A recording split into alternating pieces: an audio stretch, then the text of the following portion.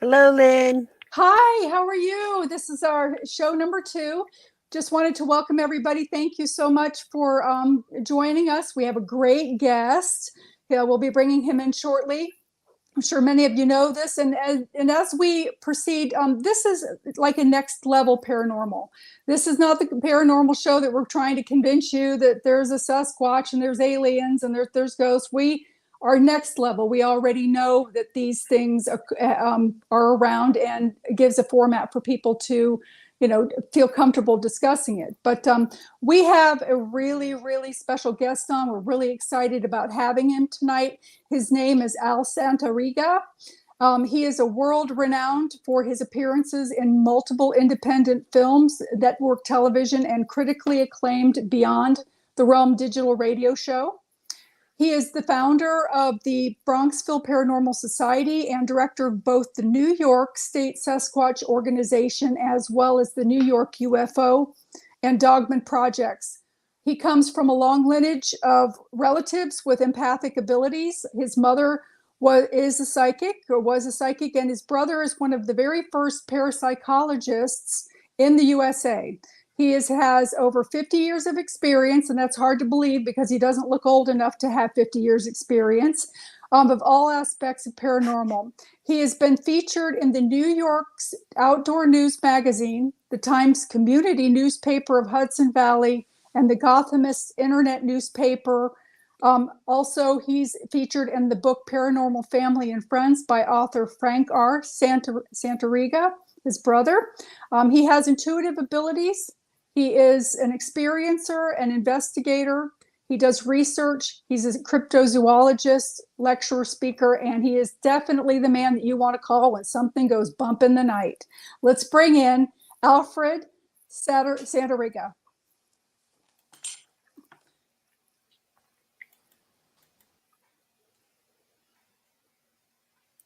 Should be coming on. There it is. Hi, There it ladies. is. Hello. Hi. Your My camera's button off. didn't want to press. Your camera's off, Al. My camera's off. No, Yeah, I can see him. I can't see him. I see black. Oh, that's strange. Yeah, it's not I showing see on my him. computer either. That's Yeah, I strange. see him.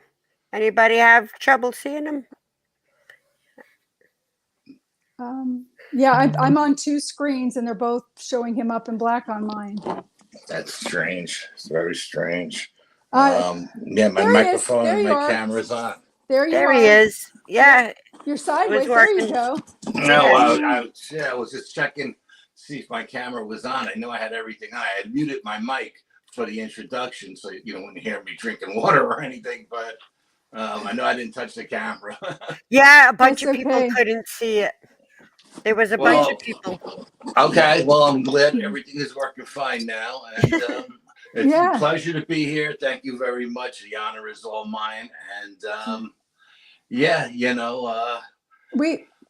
are go just ahead. so pleased to have you here, and you are so multifaceted as far as paranormal. You have so much experience in just every area, everything from Bigfoot to UFO to ghosts and hauntings and demons and possessions. I mean, you're like one-stop shopping. I mean, you're the man of the hour that can do it all. And as I had made mention to you, there are not very many men in this world that have the balls to do what you do, because seriously, that's a fact. Because I mean, most people run off screaming like little girls when they come into situations like you walk into, and it's just amazing that you do that, and you help so many people. And having you here with us tonight, we're hoping to help people and validate people, and let them, also ask you some questions later on down the road. But what age were you that you started to recognize your abilities? Let's get a little bit of background on you first for the people that don't know you. I'm sure we have a lot that are in here, but when did you start to recognize your amazing abilities? Well, I don't claim to be psychic by any stretch of the imagination. I do get gut feelings, and I've been told that I have a bunch of different abilities. I'm not so sure about that, but the very first experience I had was like 5 years old. My grandmother had passed, and she was living with us, and I got her room, and of course, we had just buried her. But for the first week, she would come in every night and tuck me in. I mean, I was sleeping in her bed, her sheets, her pillows, and Oh, and she only spoke Italian, and she would tell me in Italian, "Don't worry, I'm just here to, tuck you in." And she would give me a kiss on the forehead, and so that's when it all started at 5 years old, And then at 10, I had my first UFO sighting, and at 12, my first Bigfoot experience. oh, And wow. I had an aunt who was a white witch and a cousin who was a black witch, and I had relatives, aunts and uncles that would always do seances and stuff like that, and play with Ouija boards. And our family was a very tight knit Italian family. Like the whole neighborhood was related, so we were always at somebody's house. Like all my cousins were like brothers. So like when they would have these seances and stuff, and I was sleeping over at my cousin Anthony's house, we would always be, hiding in the hallway watching. And they'd yell, "Go back to bed." We'd creep back out and watch, and because we were young, and so all of this stuff that's we know as the paranormal. Growing up, I just thought everybody did it and it was normal for everybody. I really did. I didn't think there was anything paranormal about my life or my experiences until I started talking to my friends in the neighborhood, and they were like, well, it's not normal. We're not coming to your house. But it's just who we were. That's interesting. Yeah, I bet sleepovers, they didn't go well at your house because maybe nobody showed up. The parents were like, "No, you're not, that's as bad as having a Jehovah's Witness family, like mine was too for a little while. Nobody wants to show up." So yeah, it's just the way that it is. Would you mind sharing with us some of your stories? You had talked about your first experience with Bigfoot when you were younger. Do you want to tell us about that story? Do you want the long version or the short version? I want to know. I want to know it all. I want to know it all too. Yeah, and you're on for 2 hours, so have at it. Okay. 1972. My cousin Anthony and I were sent down to South Florida where my sister lived. My brother-in-law had opened an Italian restaurant in a little town called Davie, Florida, outside of Fort Lauderdale. It was a real cowboy town. No sidewalks. The biggest thing that happened there was the rodeo on the 4th of July. And my sister her house was on the outskirts of town, right up against the Everglades. Oh, and yeah. The whole neighborhood was surrounded by canals. You had to go over like one car bridges to get across. And it was a big square. It was like a 2-mile square. And I used to jog it every day. And my brother-in-law would have a list of stuff for us to do early in the day. Then after 12 o'clock, he would get too hot. And he'd say, "Okay, you guys can go in the pool or whatever." We had dirt bikes. We'd go riding in the swamp. And because it was like our summer camp, we knew a lot of the kids in the neighborhood, from going back year after year after year. So we had like a group of guys that we hung out. We would always go into the swamp and have bonfires and jump our dirt bikes and and try to impress the girls and stuff like that, And so one night, my cousin Anthony and I were up late watching a rock concert and something. And my sister had 2 large canine German Shepherds that were canine trained. And we smelled something go by the house that smelled so bad. I mean, it was so incredibly bad that, even inside the house with the air conditioner on, our eyes were tearing and we couldn't breathe. And the dogs were going nuts. And I had to bring the dogs in the garage. Otherwise, it would have woke up the whole house. And the next morning, we're sitting at breakfast with my brother-in-law, my sister, and the kids.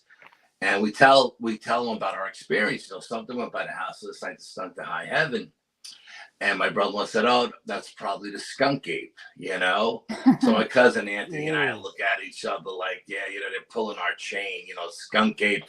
What the hell is a skunk ape, And my sister went on to explain it was like a Bigfoot, but down in Florida. So we were like, yeah, we're not buying this story, And so when we hung out with our friends later in the day, you know, a lot of the local guys were like, yeah, like it was no big deal when it's hot like this. They come around, you know, and that summer was a really, really hot summer. There were droughts in South Florida. There was fires in the Everglades, and a lot of the creatures, animals were coming inland. You know, my sister's house being right on the border of the Everglades, we were right there. So we're like, okay, you know, everybody's there. You know, we knew all the guys in the neighborhood were lying to us, you know, but to them it was no big deal. So we're hanging out again one night. Again, it was late, and we went to bed. And she had a sunroom that had a pull-out couch. And the way my sister's house was set up, the front was wide open. She had a circular driveway with a fountain, but around the sides, where everything was fenced in with a 6-foot fence to keep the dogs in, you know. And we're laying in bed. We had just gotten to bed, and we're sitting there, and the sensor lights go on in the front of the house, and we see this giant shadow going across the wall in front of us. Mm-hmm. And we're just frozen looking at it. And it gets about halfway in front of the wall. And we're sitting up against a giant picture window, okay? This window was like 4 feet high, 8 feet wide, you know? And we see this silhouette against the wall, and it stopped. It was walking, and it stopped. And again, the dogs went crazy. I jumped up, I grabbed the dogs, put them in the garage, and then I belly crawled back to the window. My sister had a shade on it, and I peeked out at the corner of the window. Now, my cousin Anthony wasn't moving. He was like frozen solid. And I bet. I peek out the window, and there is this creature that looks like King Kong to me in the driveway. And it's staring at the window, and I think it's looking at me, you know, even though all you can see is my eyeball, right? But hindsight being 2020, it must have seen its reflection in the glass, because when it did like an Incredible Hulk kind of flex, and just a scream that just went through you, okay? And I just got away from that window as fast as I could, because I thought it was coming through the window. And at one point it turns and it starts walking towards the left of the house, where was it an empty lot. The development wasn't really built up at the time. There was a cattle rancher at one end, a horse rancher at the other, and a lot of individual homes in between. And it starts to walk past the house on the left-hand side. And we run, my cousin Anthony, I said, come on, we got to check this out. And we run into the bathroom that are in between the kids' rooms. We keep the lights off, and the window is tinted, the screen is tinted. So we're thinking this thing can't see us, you know?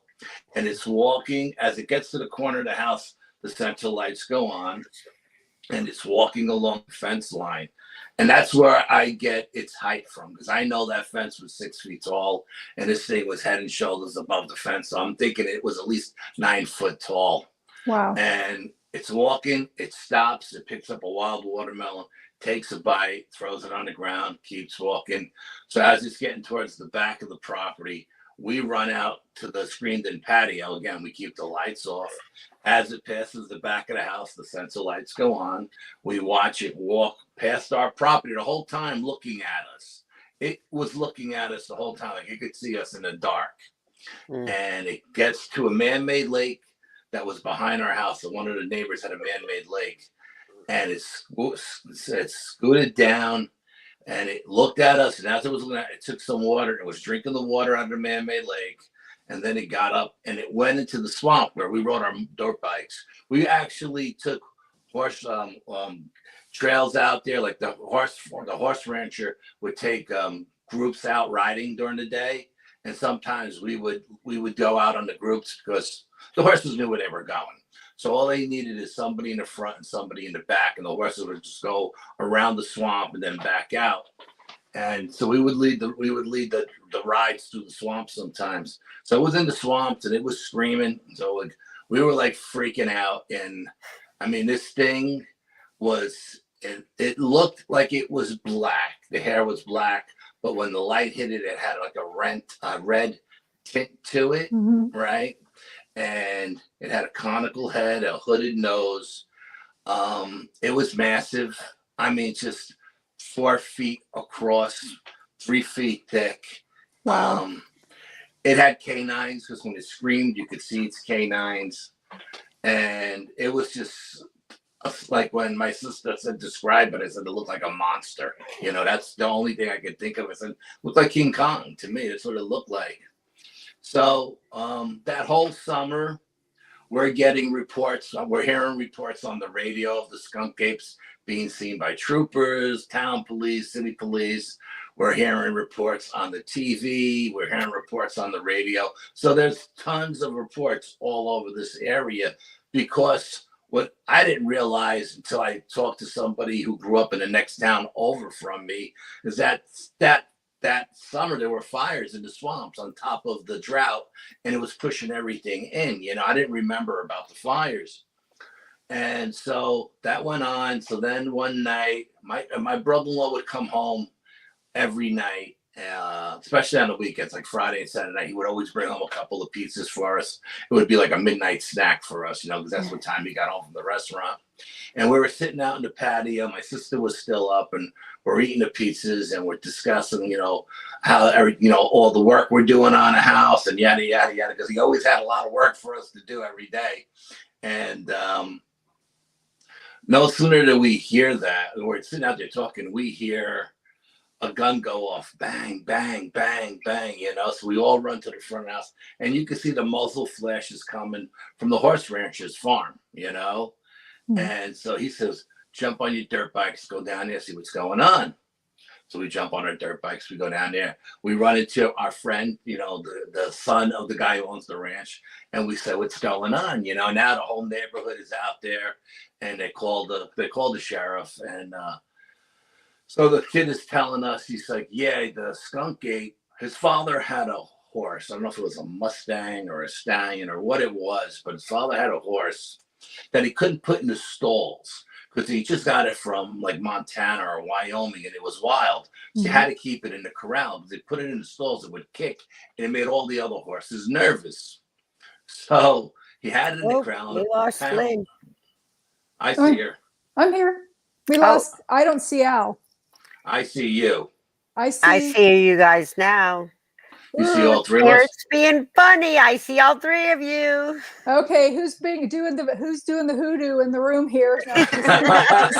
Somebody's doing hoodoo. So, not me. I got a candle burning.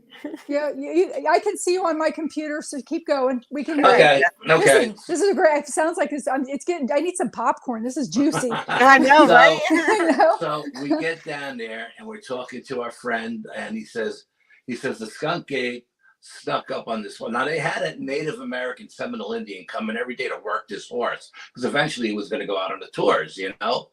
And this skunk ape snuck up on this wild horse and grabbed it from behind. And when it did, the horse must have kicked out, jumped over the corral, and ran out into the pasture. At that point, the rancher comes out and he starts shooting, you know, because he hears all the commotion. So, you know, so we go back the next day, and the sheriff is there and everything. You know, in the morning, the Native American comes to get the horse out of the pasture. He brings him back to the corral. And when he brings him to the corral, on the horse's hind quarters are finger marks. Like if I was to grab you by your wrist and squeeze real hard. Wow. Not claw marks, but hand marks. Like it grabbed this horse so hard that it left indentations in its hind quarters. And so we're like freaking out because we can't believe it, you know, because this horse was wild. You know, you wouldn't even want to go near it. You'd be afraid it'd kill you.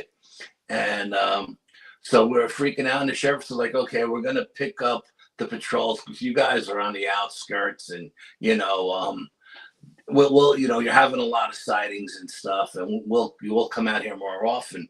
So okay, so a couple of weeks go by, and you know, up the street from us was a cattle rancher, and this guy had a Brahma bull, a white Brahma bull with a hump in its neck, and this bull was the size of a minivan.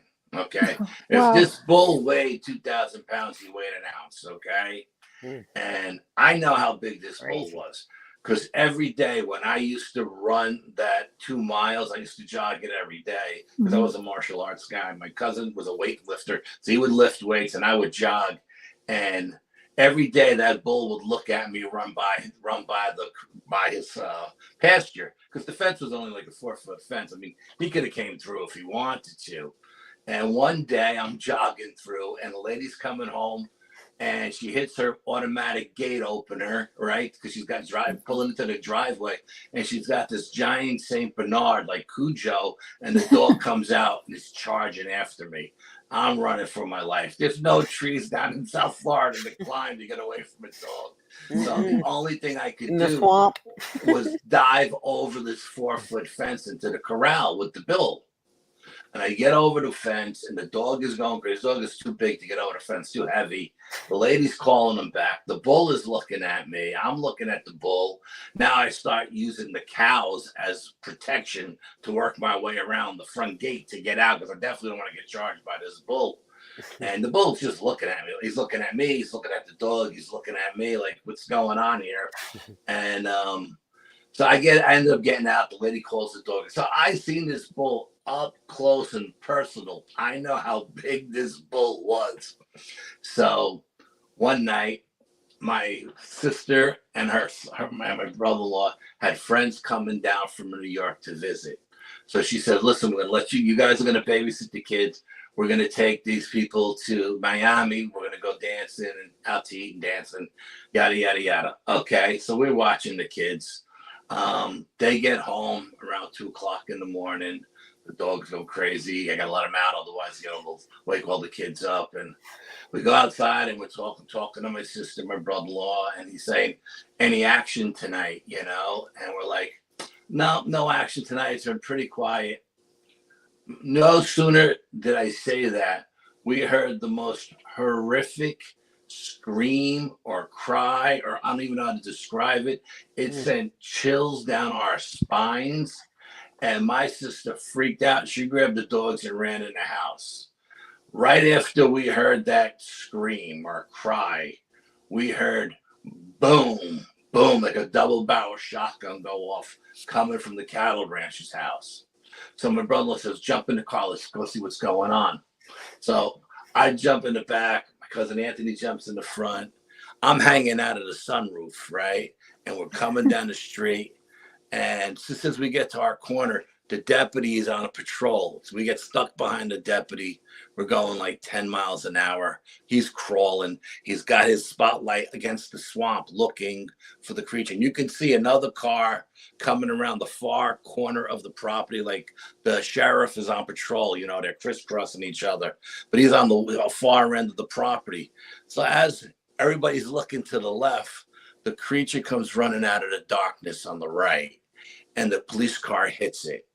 When this car hit this creature went down. All right. He took down a sign that was rated for 150-mile-an-hour hurricane winds, like it was not supposed to bend. He flattened this sign, pancaked it. Right. The police car looked like it hit a telephone pole. It's just dead in the water.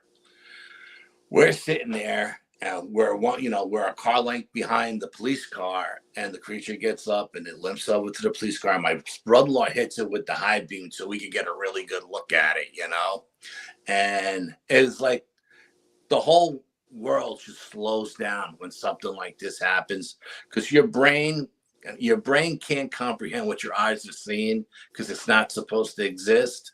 So your whole world slows down. So time slows down, and we're watching this creature, and it walks over to this police car, and it does like a double hammer punch on the front of the car, and it screams into the police car at the deputy. And the back of the car comes off the ground, and I'm like, oh my God, And back then, the deputies down in South Florida, they carried the shotgun in between the front seat. You know what I mean? And the creature limps off into the swamp. At this point, the sheriff is coming down. He sees the car totaled.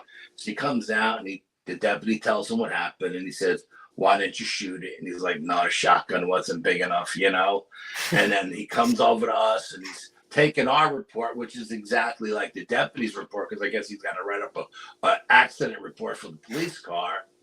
And the cattle rancher comes racing up in his pickup truck, and he's like, Sheriff, you got to come to my farm. You got to see what this damn creature did to my prize bull. And I'm thinking, no way. This bull is The minivan. the size of a minivan. Yeah, I swear to God. It's like, there's no way this creature could have done anything to this bull. So the sheriff starts to follow the cattle rancher. We go around the deputy and we follow the cattle. We follow the sheriff, and we get there, and the sheriff is panning the pasture. And there in the middle of the pasture is this white Brahma bull with no head, bleeding out.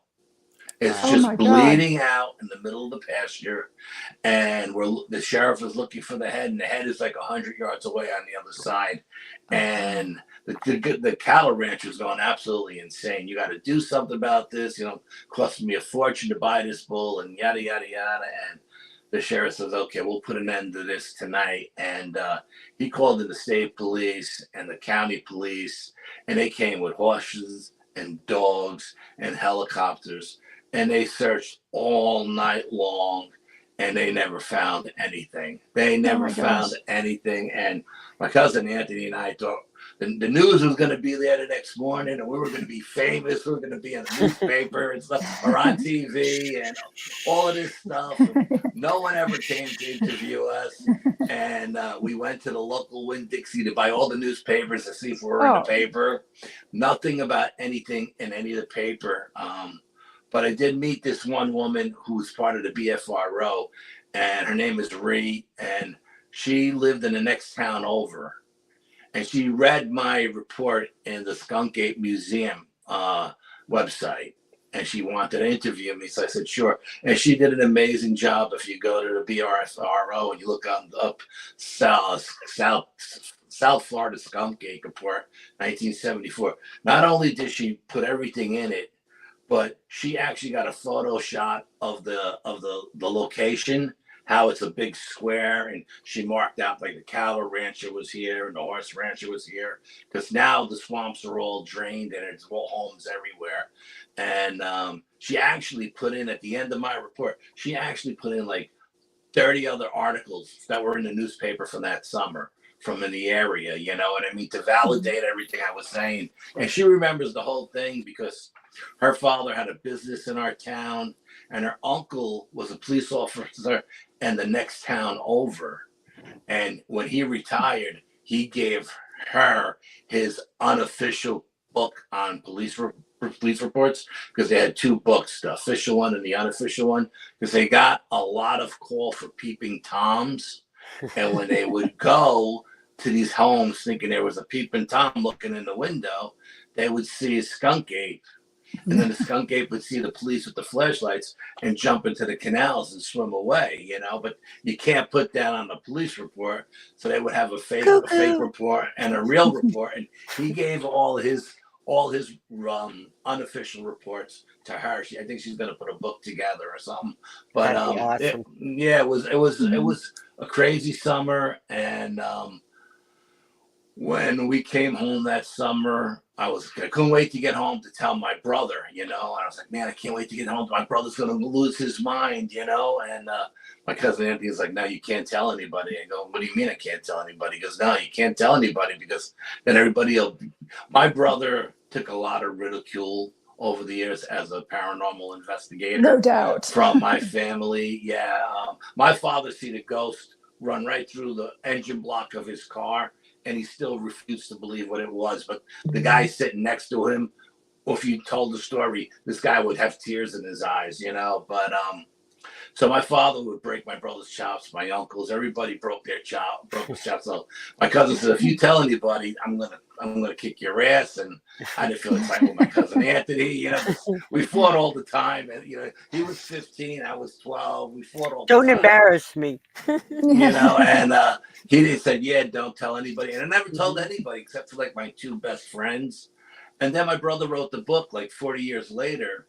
And my sister said, he asked my sister, because she's kind of sensitive like my mother, if she had any stories. And she said, why don't you talk to your brother? He's got 1 million of them, you know.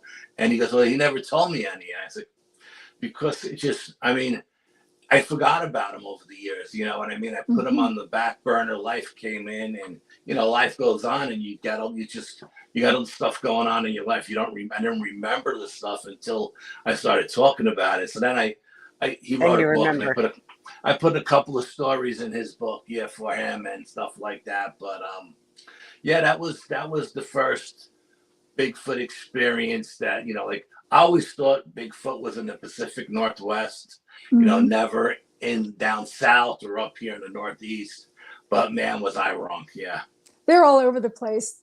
Different name, different name to a different location. Yes. Stink ape is the same as Sasquatch, and Bigfoot is in other places. Talk about the 101 advanced class you got on that one, for sure. You're frozen, Al. Are you? No, I'm still here.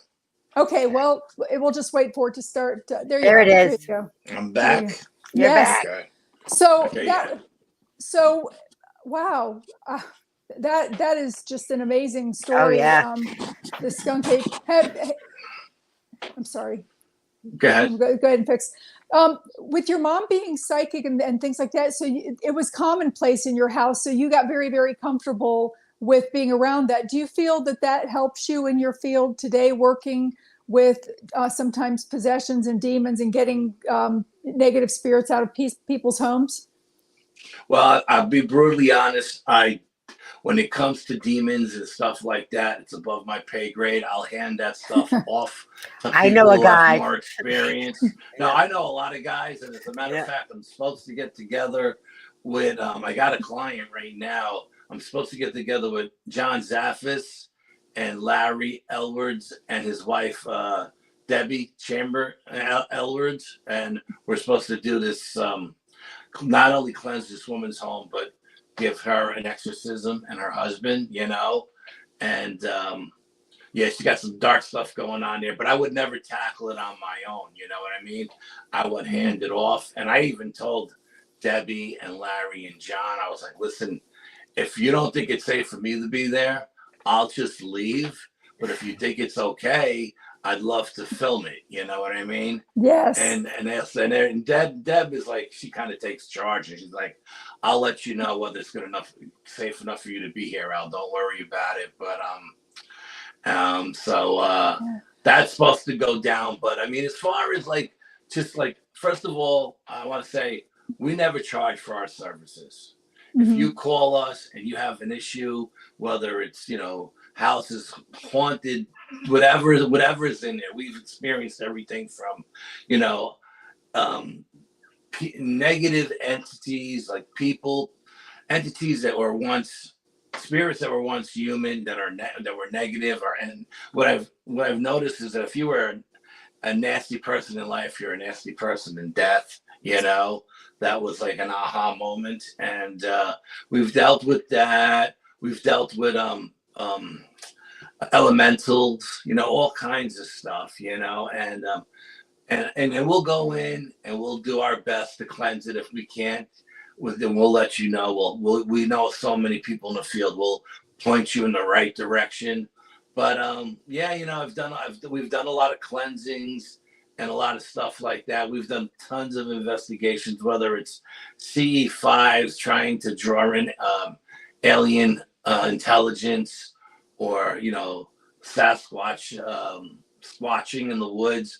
I have like 5 different locations I'm working right now that are hot spots, and I got all kinds of stuff going on. I don't know if I sent you the photograph of what I believe to be the grave site. I don't know if I sent that one to you, with the rock with my name on it. I don't think I. No, I didn't send you that one. Okay. We got a couple of different sites going. I got a couple of different sites going. And like I said, UFO experiences, ET stuff, ghost hunting, tons of ghost hunting. I'm going out, as a matter of fact, Friday night to a haunted museum, and I'm going to do that. I'm going to be in the museum Friday night doing an investigation. I've decided to strictly go old school on this investigation. I'm not bringing anything digital or any ITC devices with me. I'm going all old school, dowsing rods, crystal pendulum, a compass, What I got, a 35 millimeter camera with real film, a Polaroid camera with real film. If there's something in the photograph, there's something in the negative. There's no debating it. There's no pixelation, none of that stuff going on. If it is there, then it's there, and there won't be any arguments going on with people see all kinds of stuff in these digital photographs now that aren't there, and it's just you can't explain to them that it's shadow and light and it's pixelation. I went to school for photography in Manhattan. I graduated from the Center of Media Arts strictly for photography. So I kind of know what I'm talking about when it comes to photographs. You know what I mean? There's definitely, yeah, I'm sorry. There's definitely people with the pareidolia and what is real. What's in your mind and what you see is real. And it gets confusing for a lot of people that try to see pictures, and they don't, a lot of people they hear things, but they don't see them. And then there are a lot of people that see things, but don't hear them. Yeah. So it all depends on who you are. Yeah, but like when you're pointing, when you're circling, when you got 10 things circled up in a tree, like a pine tree, and you're saying it's 10 different dogmen, I don't think so. Honestly, I don't think there's 10. I know people who go out of their house every time they walk out their front door, they turn to the woods and they take a selfie, and then they circle 15 things behind them that are Bigfoots or Dogmen. Doesn't work like that. These creatures they're not so abundant that they're around you 24/7. You have to know where they are to experience them. You can't go, and what I tell everybody is, if you want to go squatching, you want to go looking for Bigfoot, find the location that has a lot of sign, bends, breaks, arches, X's, stuff like that. Hunker down, and they will come to you. And here's a little tip I'll give you guys. We use Tibetan singing bowls, and we fill the woods up with frequency and vibration.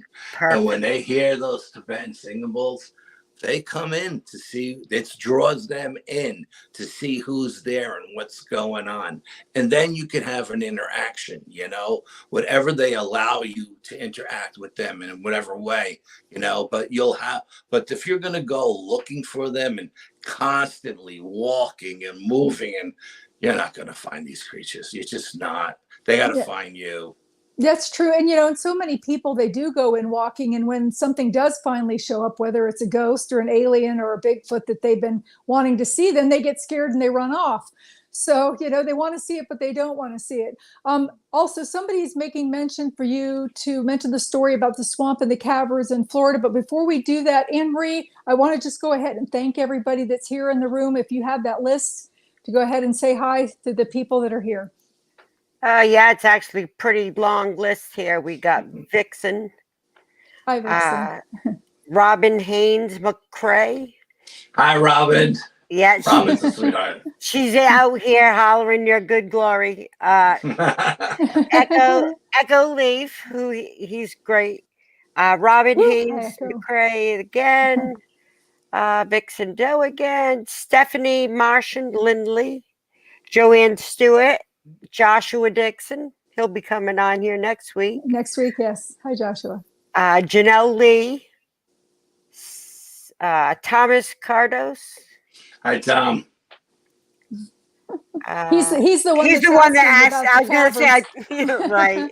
And we got Chris Carr. Hey, Pun. Courtney. Joshua. Terrence Beckworth, Stephanie again. He's from Australia. So we're nice. We are worldwide. We've got some people in here from all over the world. Awesome. Thank you for coming, Terrence. It's got to be in the middle. Well, no, it's first thing in the morning there, I believe. Reginald, he was teasing us. Do you see me? Seeing you, not seeing me? He's funny. Jeff Talion, again he was here last week too. And we also, oh my goodness, this list keeps going. We got Kristen and Kimberly Horn, who I'm so excited I'm going to get to meet here. She's going to be there at the end of March. My first Paracon ever. And all kinds. William Metz. Oh, yes. Hi, sweetie. That would be mine.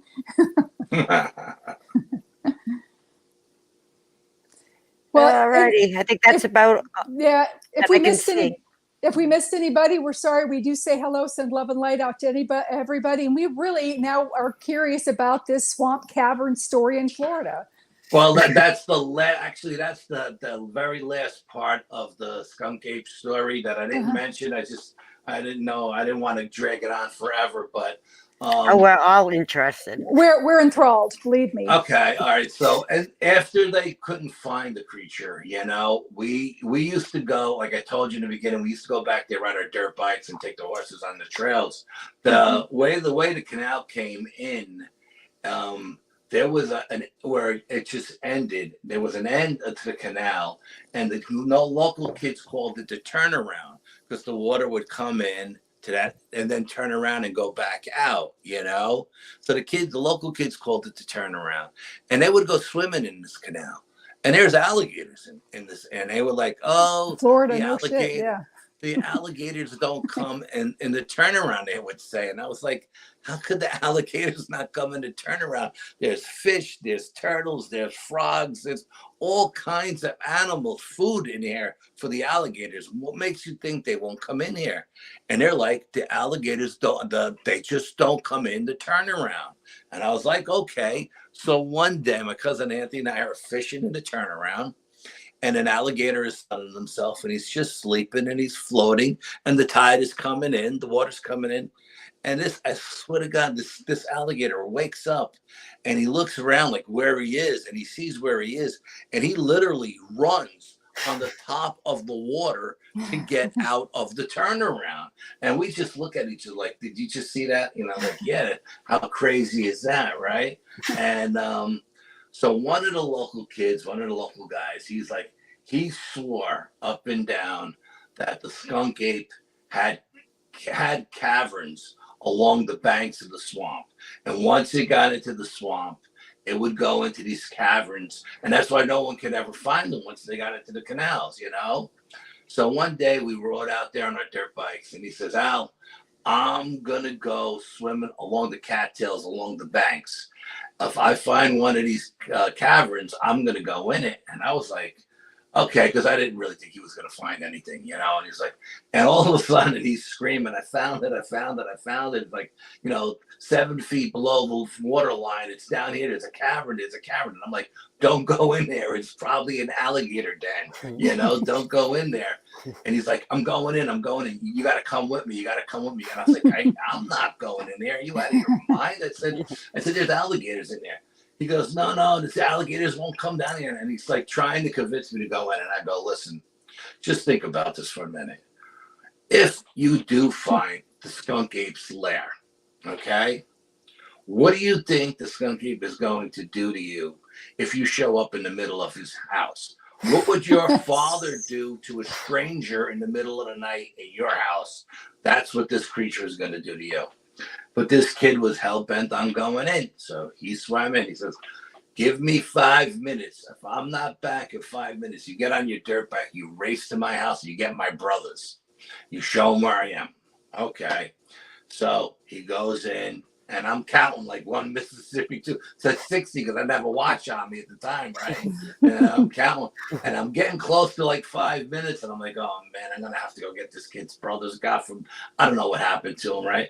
And just as I'm getting ready to start the dirt bike up to go, I'm kicking the dirt bike to get it started.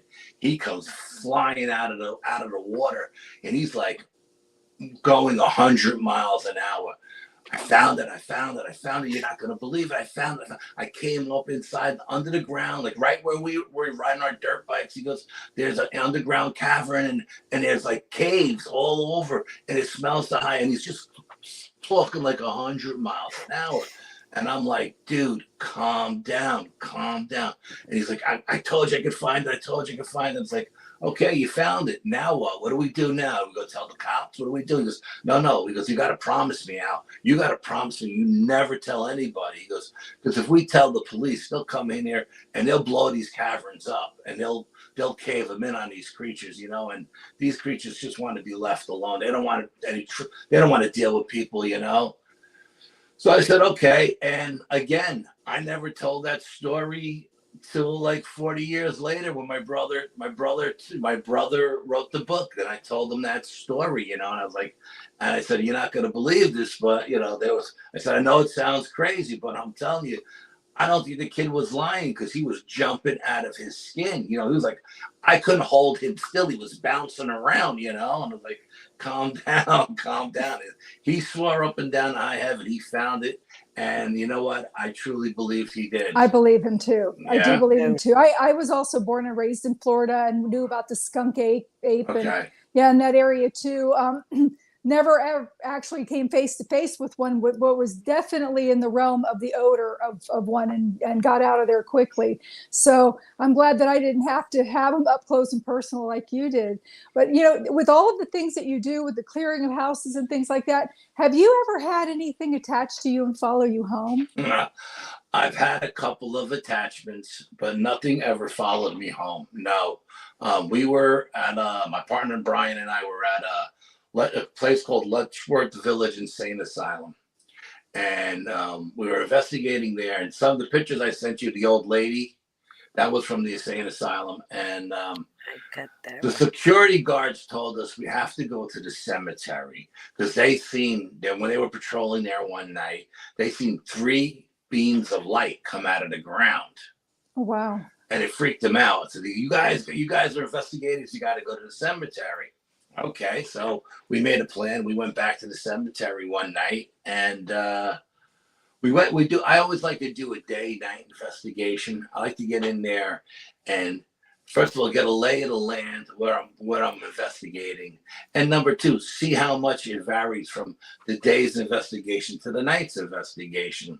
And I always like to go old school, new school. I always take a little bit of both with me, because sometimes the ITC stuff doesn't work. The batteries get drained. It's like a weight, just weighs you down. The old school stuff works great. Sometimes the old school stuff don't work, but the ITC stuff works. So we're walking around this property. Now we get to the cemetery.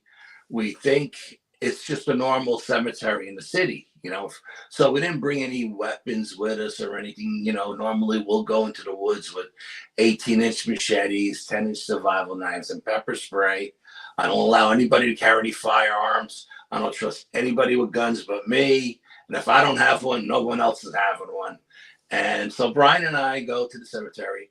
And of course, it's not like any cemetery you ever seen in your life. First of all, there's no parking lot.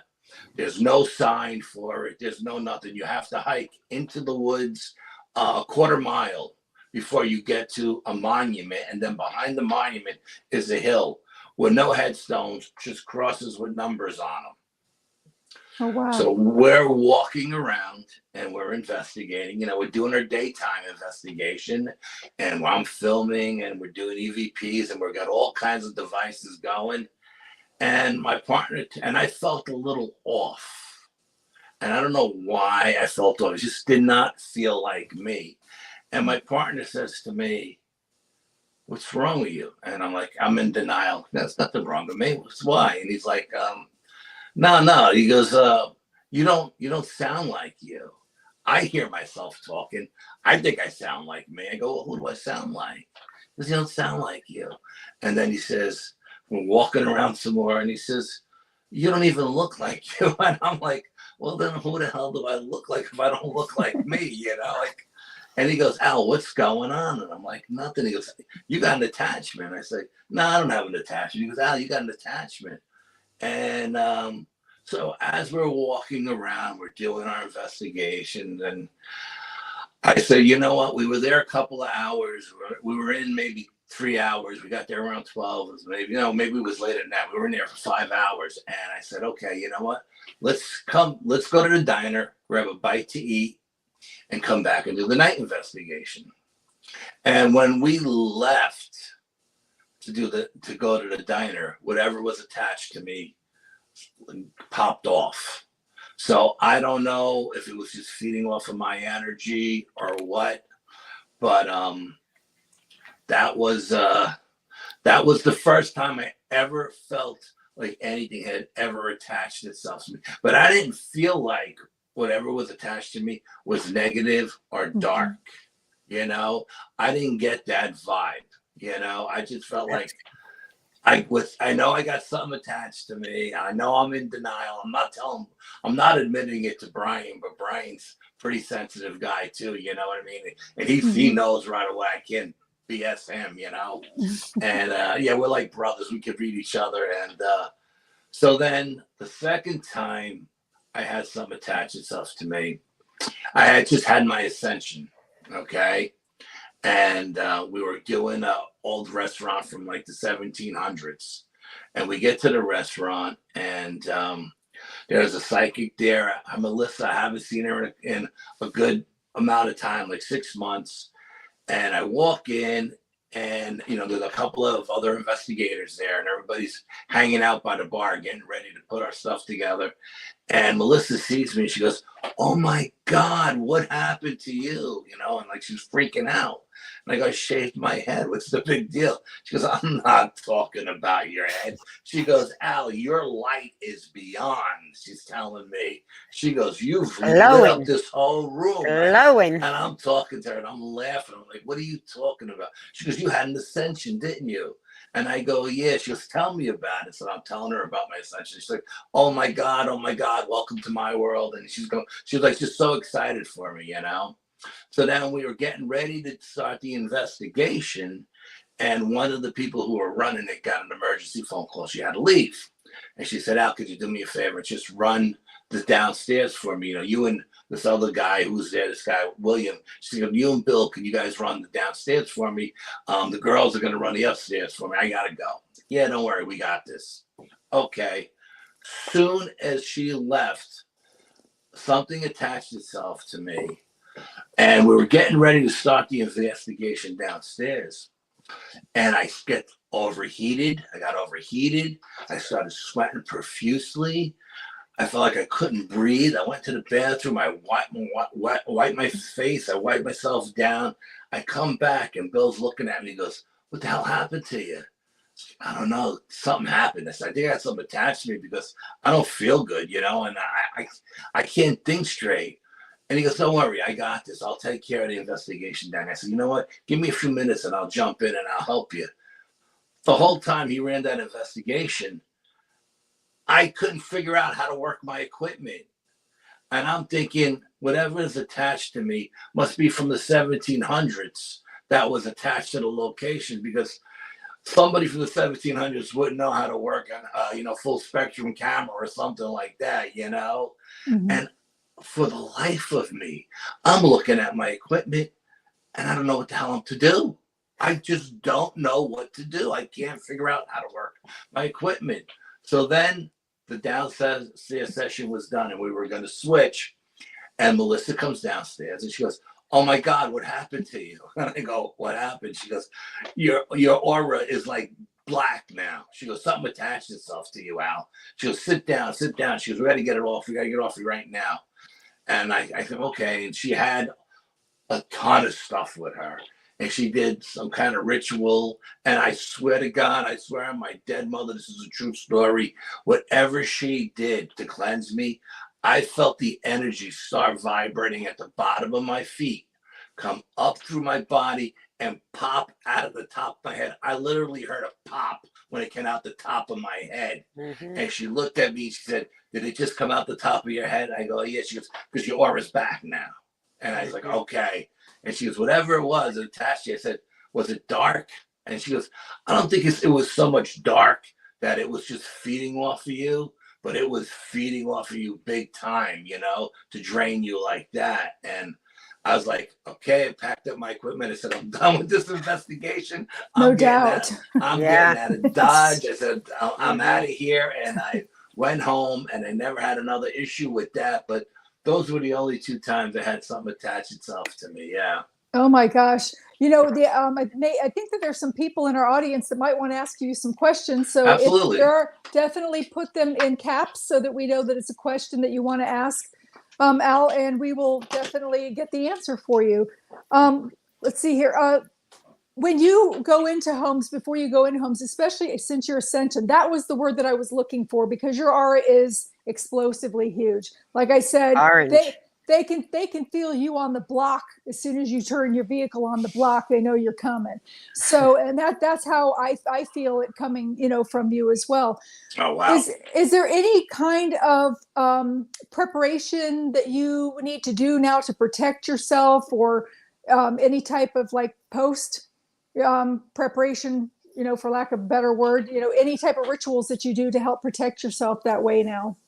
Yeah, well, I was always one that went above and beyond as far as protection goes. I was very big on protection. And my team psychic is like fifth generation, and she's Native American, and and she reads everything through me. She's in Arkansas, and she says I'm a conduit. She can read everything through. Like if we're planning an investigation, she'll call me 3 days ahead and say, "What are you guys doing? Where you going? I'm seeing this. I'm seeing that." You know what I mean? Because we don't tell her anything until we get there, and then we ask her questions. Mm-hmm. But I was always one of those guys who saged, who salted. I carried charms on me. I cleanse my equipment before I start. I cleanse my equipment after I'm done, because I don't want anything attached to my equipment, bringing anything home that way. But I was told by a metaphysical psychic, I guess I would call it metaphysical, that now that I had my ascension, I have to go to my meditation circle. I had these quartz crystal stones given to me around a tree. I was told to go there before the investigations and sit on the rocks, put my feet on the ground so I'm grounded, and lean against the tree so I'm connected to the tree, the quartz crystal stones, and the ground, and then do a protection prayer like that, because now that I've had the ascension, I'm 10 times more acceptable to these things. Yes. So, so now I've taken it even to another level where I never thought I would ever have taken it, before. I thought I was over the top before. Now it's really out of control, But like I said, I cleanse my equipment. I tell people all the time, I said, when you go out on these investigations, you're using your equipment to make contact. So you have to cleanse them before you bring them home, because stuff will attach itself to your equipment. The spirits don't only attach to dolls, you know what I mean? That's they attach true. To everything. Everything. And so you have to cleanse. And I tell my friends who are strictly squatchers, they go into the woods and they got their guns and their knives and everything. I said, dude, you have to protect spiritually and physically when you go into the woods, because there are so many unknowns in the woods that you don't know what you're going to run up against. So please protect yourself spiritually. And the same thing with people who do these Halloween tours, these haunted houses. Protect yourself before you go in. Put salt in your pocket to ground yourself. Sage yourself before you go in. When you're done, sage yourself again. I can't tell you how many people I know that have gone to cemetery tours and then come home with an attachment, for Halloween, because they think it's just for entertainment.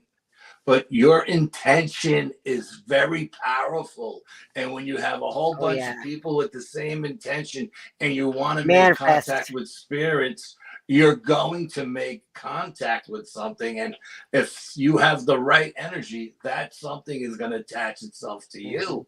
And I tell people all the time, protect before you do anything.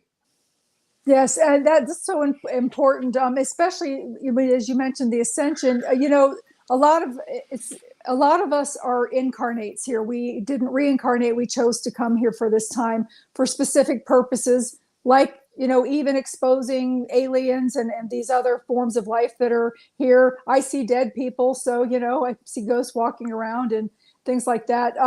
But it's so important that we've come back as incarnates. And when you are an incarnate as you are, and have ascended, your light gets so huge that spirits some of the earthbound spirits will innocently be attracted to you because they think you're an angel.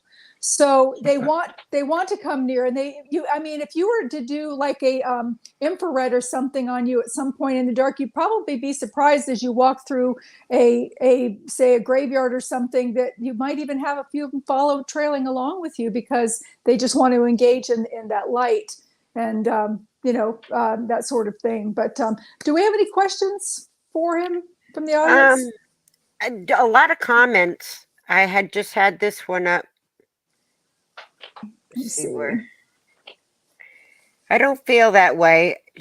When you were talking about, she lives all, I guess, by herself. Can you read that, Lynn? I can't see because I'm using my phone. It's so small. Okay, Right, she says, I feel that way. I'm still terrified. I live alone. It's really dark out here at night. I don't go outside at night. It's even as scary during the day. Not only am I between two wilderness preserves, I'm right on the Trail of Tears, 6 miles from the Meriwether Lewis. Clark and Sacagawea died and was buried. So yeah, wow, you've definitely. I'd have some iron on all 4 corners. Yeah, we having Nathaniel Gillis coming on. He's our demonologist, and he made mention about the iron, that it was a good idea to also carry some of that too, that way. But yeah, that has to be scary. I wonder if she's ever seen anything. There's so much that's getting ready to pop and open with the government being in contact with UFOs and signing treaties with the aliens that they're not disclosing yet to people. And I think it'll be coming to a head here pretty soon, where a lot of this will be exposed. And also, where portals and ley lines and all of that stuff that goes with it, where some of these beings can come through there and even be behind a camouflage, like between the veils, and can do things as well. I remember I was on a show with Heidi Hollis, and she was telling me about how she was going to go hiking in Mount Shasta, and something her guides just told her not to go that day because Bigfoot would come through a portal and grab her. And so she decided not to go with her friends that day, and she listened. So it makes you wonder sometimes if these skunk apes use some type of camouflage or portals that are more advanced than ours, because sometimes they get cornered in an area with a sheer drop and rocks going straight up, and there's no way they could climb that fast, and you've got dogs and stuff and you're on top of them. How could something that smelly and big disappear like that? They've got to be able to manipulate manipulate the dimensions somewhat. At least I would think so, in order to be able to do that. But every track I've ever found, it's only been one foot. So where are all the other steps? You know what I mean? It's a right foot or a left foot, and that's it. Where's everything else? There's no doubt in my mind that they're interdimensional. There's no doubt in my mind that they can raise their vibration. I have just one man's theory. Don't kill me on this. No, I believe this. I believe they can raise their vibration to actually change the spectrum of light they're in. I agree with you. I agree. And they can. I've spoken to so many hunters that had them in the crosshairs of their scopes, and then it just disappeared. I don't think that's maybe some of them went through a dimensional portal, but I think some of them just raised it so you can't see them, and then they just hide behind a tree or a rock until you look the other way, and then they move on. You know what I mean? I agree. Yeah, shape shifting almost. Yep. Yeah, well, they don't change into anything. They just change their spectrum of their frequency and their vibration. And I also believe that we've went out in the woods and we had one investigation that I swear to God, we checked all the boxes. Okay, one night we seen balls of light. We were bluff charged by Dogman. We had a Bigfoot. Oh, I want to hear about that. We had a Bigfoot. Oh, you want to hear about this one? Oh, yeah. About the Dogman, yes. Is that the pictures that you had sent? Because I might be able to try to bring some of them up. So we went out. We went out on an investigation to a lake. It's a place of high strangeness. There's a lot of there's a lot of Bigfoot sightings there. There's a lot of UFO sightings there. And my psychic said it was the energy there was like something she's never felt before. She said there's not a lot of places like this particular location. Now, this location, they used to actually mine uranium out of the mountain there. And then there was an accident in the lake, and the facility crashed into the lake, and they cleaned it up. And it's supposed to be a federal park, but there's no signs for it. It's just a big lake. There's no benches for the park or nothing like that. Runs along the Appalachian Trail. Well, I said, let's go in and just do an investigation here. And it just happened to be Hallows Eve.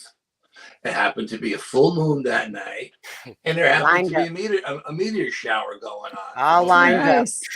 So we went out a week before to scout locations, and we said, okay, there's what we call the campsite is location number 3. We found another location we called the meadow. That was number 2. And in our hiking through the woods, we found a location up on top of a ridge overlooking the swamp. 3 quartz crystal stones set up in the pyramid. Mm-hmm. And I was like, okay, this has got to be location number 1, because it's the furthest location from our car. So we'll work backwards, So we get out there, we go out there during the day, and we're doing stuff, and we're not really getting a lot of stuff. We called the psychic, and she said, okay, at this location, you're going to definitely have cryptid experiences. She was like, kind of see like a Bigfoot and even maybe a Dogman, which we had no reports of Dogman in this area. And we're laughing like, yeah, because she tells us crazy stuff, Mm-hmm. And we have, being from New York, it's hard for us to believe it, but she's always right. She's always right. So we just laugh at her. We said, okay, yeah. So we had the 3 stones set up, and I had a thermal imager recording the stones, and they were ice cold. There was nothing coming. So we got a quartz crystal skull, and we got a rose quartz skull, and we tried to see if we can get the energy to jump from one to the other while we're filming, right? So we're doing that. We're not getting much of anything. So I had my parabolic mic, and I heard like a Morse code coming down out of the sky. So we recorded it, and I'm thinking, and everybody's saying, well, maybe it's cell towers. One guy saying maybe it's a cell tower. Another person saying, well, maybe it's the radiation in the trees that were small when the accident was here, and we're getting rid. And I'm thinking, or maybe it's just a UFO disguised as a cloud contacting us, right? That was the vibe I got. But so we recorded it. So we started doing the investigation. We weren't getting much of anything. And I said, you know what? I'm going to break out the Tibetan singing bowl. Whenever I break out the Tibetan singing bowl, and I use the crown chakra, right? Nice. And I started with that bowl, and I got the woods to echo and vibrate. And the minute I was done with that bowl, my mouth was tingling. I had a metallic taste in my mouth, right? I told, let's film, let's see what happens now with these quartz crystal stones. And I threw the thermal imager on it, and it was white hot. The stones were white hot. So I asked my partner, Brian, I said, touch the stones. Tell me if they're hot. He's like, I'm not touching those stones. You touch them. So I gave him the thermal imager. I said, okay, I'll touch them, because I got to know if they're really as hot as they look like in the thermal imager. So I touched them, but they were ice cold to the touch. So then we called our psychic again, and she couldn't talk. It was like she had cerebral palsy. She couldn't talk. We had to walk 100 yards away from where we were. And she's like, what the hell did you guys do? You ramped up the energy. It's beyond. What did you guys do? She goes, I think you guys opened the portal or something. I said, well, we hit it with the Tibetan singing bowl because we wanted something to happen, we're here investigating. So she goes, okay. She goes, this is going to be a crazy night now, I said, okay. She goes, all right, call me later. So we're sitting there, and now it gets dark. And we're sitting in the dark, and I hear somebody walking our way, like bipedal footsteps coming our way through the woods. There's a dog kennel to our east, and the dogs are going crazy because the coyotes on the west are howling at the full moon. And when the coyotes are howling, the dogs are barking at the coyotes, right? So the woods are just like out of control. And I hear what I think is somebody walking over to us, you know, and I turned to my guy, I turned to my cameraman, Bill, and I turned to my partner, Brian. I said, let me know if you hear someone walking. I'm thinking it may be another paranormal group in the woods investigating. It is Halloween, you know what I mean? So they both listened to it and they turned to me and they said, Al, are you out of your mind? If that's a person, they weigh about 1,000 pounds, right? So I said, okay. We didn't have any fires going or anything. We had glow sticks on the ground for ambient light. So I said, cover the glow sticks with some leaves because it was the fall. I said, this way we don't give away our location. And we had something come right out to the edge of the swamp and do the most powerfulest whoops you've ever heard. Whoop, whoop, whoop. And I mean, Wow. this thing, we were 50 feet up on the ridge and we were about 30 feet up on the ridge and 50 feet away from wherever this was coming from. And you can feel the vibration come up the ridge and hit you in the chest and just knock you back. I mean, that's how powerful it was. And my partner, Brian, says, I think it did 3 whoops because there's 3 of us. I said, maybe, you know. So then I did a tree knock. It did a rock knock. And we're kind of communicating. And my cameraman, Bill, goes, maybe it's time for us to go. And I was like, no, I'm not leaving here yet. Stuff was just getting good, you know. So we're sitting there. And all of a sudden, we hear a whoop from the west side of the lake and a whoop from the south side of the lake and a whoop from the east side of the lake. And Brian goes, we're being surrounded, you know? Nice. It's time to go. Yeah. Once the one closest to us did the 3 whoops, the coyotes and the dogs both shut up. The woods went dead silent, okay? After we did our thing with the Tibetan singing bowl, the woods was devoid of life. There was no birds, no crickets, no nothing.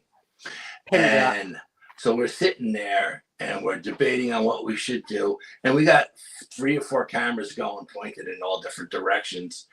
And all of a sudden we hear something coming down from above us from the trees. And we look up, we got our headlamps on now. We look up and a rock lands between the 3 of us, the size of a bowling ball, rolls down the hill a little ways, and it hits my partner Brian's chair. And Brian's like, okay, it's time to go, you know?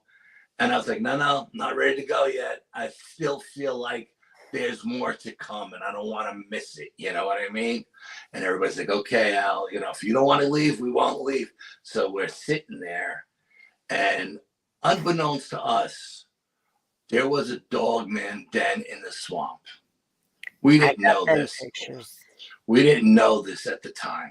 All of a sudden, there was a little 3-foot wall behind us. And my cameraman, Bill, was sitting against the wall. And then it was me, and then it was Brian. And all of a sudden, we hear quadruped running up the ridge. Bada boom, bada boom, bada boom, bada boom. And whatever it is, it's coming. There's no doubt about it's coming. And I'm thinking, this is either a black bear or a mountain lion, right? And as it's getting closer, Bill is the closest guy towards the wall. Bill gets up and starts running. And as he runs by me, to this day, I don't know how he did this. I never took my eyes off of where the sound was coming from. Okay. Bill runs by me. I reach out and I grab him and I spin him around and I say, stand your ground. Now, Bill's to my left, Brian's to my right. We're set up in like a triangle formation. And I pull out my survival knife because I'm thinking a mountain lion is going to jump over that wall. I'm going to have to sacrifice my left arm and I have to kill this thing, right?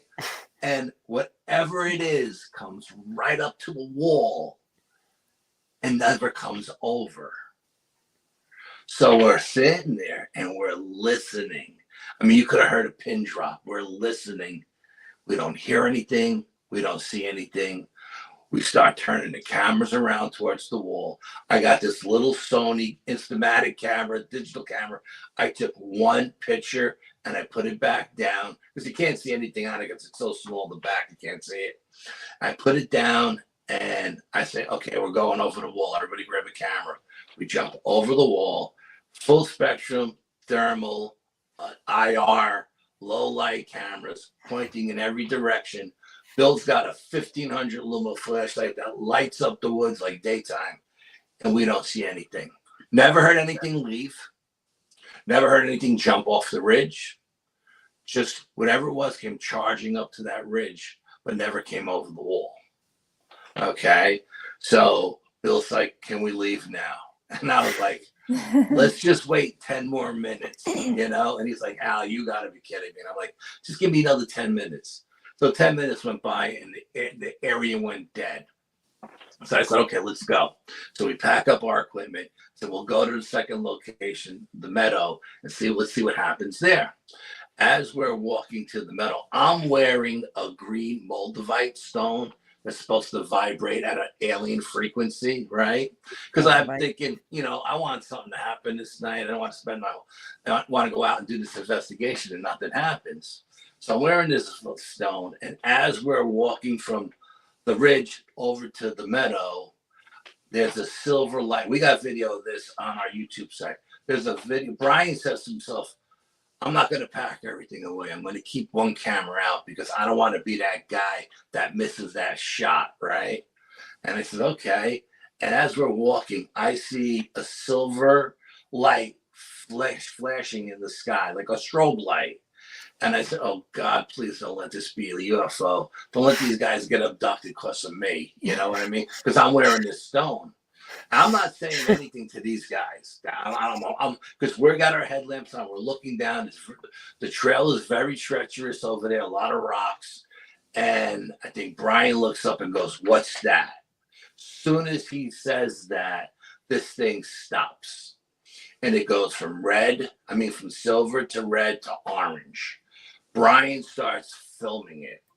The minute Brian puts his camera up to film it, it does a beeline. It comes right over to us.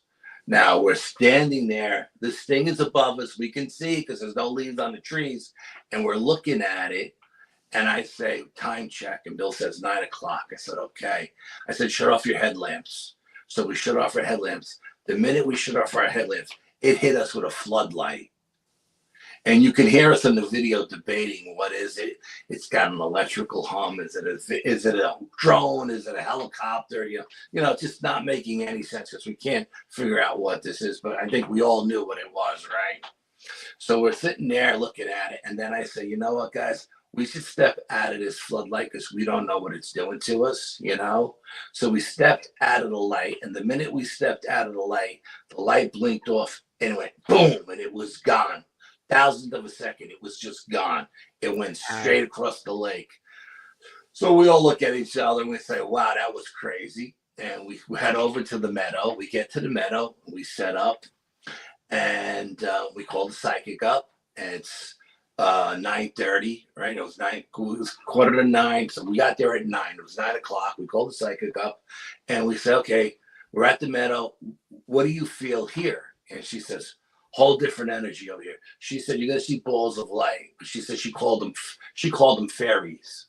She said, they're fairies. You're going to see balls of light. You're going to see shadow figures, tall shadow figures. You're going to see, and I swear to God, she said this, you're going to see gnomes, like gnomes, garden gnomes, right?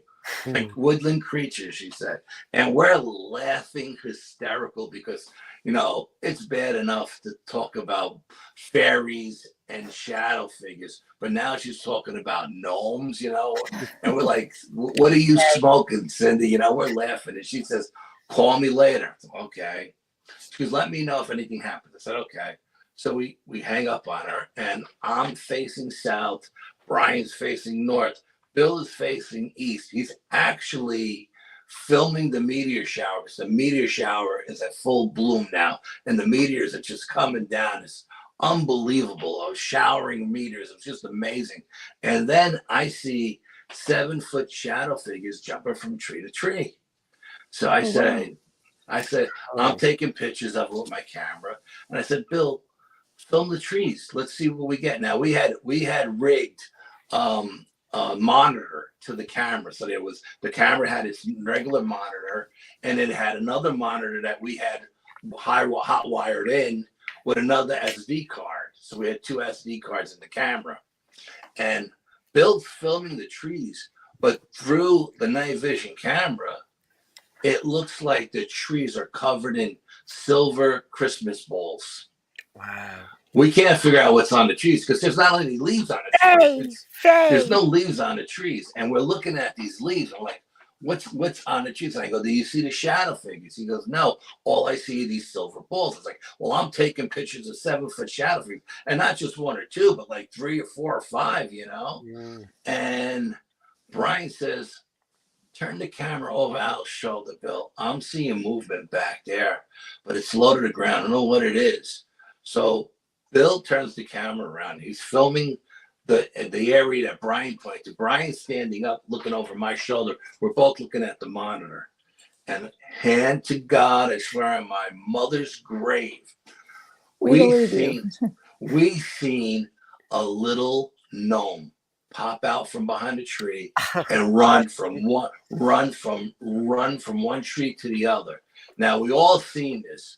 We all looked at each other like, did you just see that? Yes.